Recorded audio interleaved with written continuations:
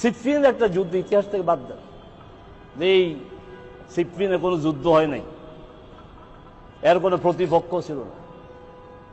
একদিকে আলী রাদিয়াল্লাহু তাআলা আনহু আর একদিকে আবু মুসা আশআরী রাদিয়াল্লাহু আনহু। না না, এগুলি সঠিক কথা না। মুআবিয়া রাদিয়াল্লাহু তাআলা আনহু আর কে না আমর ইবনে আস রাদিয়াল্লাহু তাআলা আনহু, দুই পক্ষ না। এই সমস্ত পক্ষ ছিল না, সিফফিন ছিল না, সিফফিন নামে কোনো জায়গাও নেই। বাদ দিয়ে দেন, সমস্যার সমাধান হয়ে যাবে। আসলে কি বাদ দেওয়া যাবে?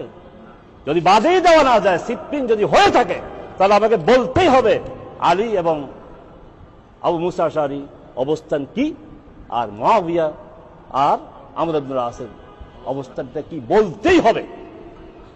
আপনি বলেন না, কিন্তু আমর ইবনে আস নিজেই বলতেছে, সহিহ মুসলিমের হাদিস বলছে যে আমাকে যখন তোমরা মাটি দাও, ধীরে ধীরে মাটি করবা। আবুল কালাম আজাদ বাশার সাহেব, তারেক মনোয়ার সাহেব এবং আরও কিছু বিশিষ্ট ব্যক্তিবর্গ আলেম ওলামা রয়েছেন, আপনাদেরকে শ্রদ্ধা করি, সম্মান করি, কিন্তু আপনারা যে সমস্ত কথা এখানে বলেছেন এগুলি কোনোভাবেই মানানসই না। আপনি বলেছেন কার অবস্থান কি বলতেই হবে। আবু মুসা আশআরী আর আলী রাদিয়াল্লাহু আনহুর কি অবস্থান, আর মুআবিয়া এবং আমর ইবনুল আস রাদিয়াল্লাহু আনহুমা ওনাদের কি হালত বলতেই হবে। আপনাকে শুনতেই হবে, আপনাকে শুনতেই হবে। আসলে কি তারা কোনোদিন ভুল করেন নাই, বরং ইজতিহাদি খাতা হয়েছিল। ইজতিহাদি খাতা হওয়ার কারণে আজকে আপনাকে শুনতেই হবে। আপনাকে 6টা প্রশ্নের উত্তর দিতে হবে। 6টি প্রশ্নের উত্তর আপনি দেন। হে তারেক মনোয়ার সাহেব, 6টি প্রশ্ন আপনাকে করব। যদি আপনি মুমিন হয়ে থাকেন তাহলে উত্তর দিবেন। 1 নম্বর প্রশ্ন আপনার কাছে, আপনাকে শুনতেই হবে। আপনি যেমন বলেছেন বলতেই হবে, হ্যাঁ বলতেই হবে, আমরা বলছি আপনাকে শুনতেই হবে। হে সাহাবা সমালোচকরা শোনেন, 1 নম্বর প্রশ্ন হলো জঙ্গে সিফফিন এর কারণ কি ছিল, কি কারণে হয়েছিল, মেইন কারণ বলেন। মুনাফিকরা লাগিয়ে দিয়েছিল, এটা হলো কারণ। 2 নম্বর, এই জঙ্গে সিফফিন সম্পর্কে আলী রাদিয়াল্লাহু আনহু কি মতামত, জঙ্গে সিফফিনের পরে আলী রাদিয়াল্লাহু আনহু এই যুদ্ধ সম্পর্কে কি মতামত পেশ করছেন। ওনারা কি বলেছিলেন যে মুআবিয়ার দল জাহান্নামী, আলী রাদিয়াল্লাহু আনহু কি বলেছিলেন?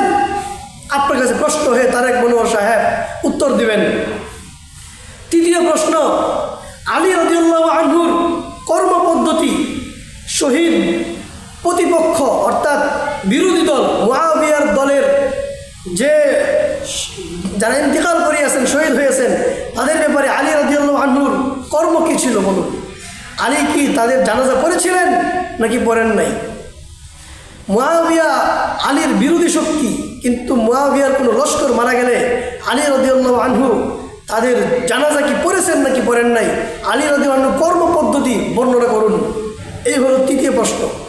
আসলে আমরা 4র্থ প্রশ্ন করি, মৃত্যু কখন? মৃত্যু কখন? আলী রাদিয়াল্লাহু আনহুর মৃত্যু হয়েছিল কত সনে? আপনি বলবেন 37 হিজরিতে। 37 হিজরি থেকে 40 হিজরি পর্যন্ত মুআবিয়ার বিরুদ্ধে আলী রাদিয়াল্লাহু আনহু কেন যুদ্ধ করেন নাই? 4 বছর আলী কেন যুদ্ধ করেন নাই? যদি মুআবিয়া সর্বদাই শত্রুতাই থাকতো, শত্রুতাই যদি হতো, যদি আদাওয়াত থাকতো, তাহলে কেন 4 বছর আলী যুদ্ধ করেন নাই বলুন, উত্তর দিবেন।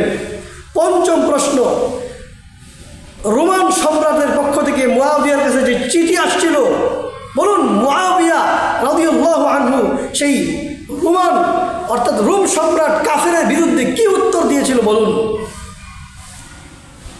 6 নম্বর প্রশ্ন, এই জঙ্গে সিফফিন সম্পর্কে ইমাম হাসান বিন আলী, হজরতে ইমাম হাসান যিনি খেলাফত 6 মাস চালাইছিলেন আলী রাদিয়াল্লাহু আনহু পরে, উনি কেন মুআবিয়াকে আদেল মুআবিয়ার শাসন ক্ষমতাকে আদেল এবং হাক্কানিয়া বলে সাপোর্ট করেছেন বলুন।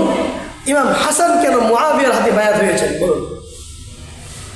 যদি মুআবিয়া আর আলীর মধ্যে শত্রুতা স্থায়ী থাকতো, তাহলে ইমাম হাসান আলীর ছেলে হয়ে কেন মুআবিয়া রাদিয়াল্লাহু আনহুর হাতে বায়াত দিলেন, ওনাকে শাসন ক্ষমতা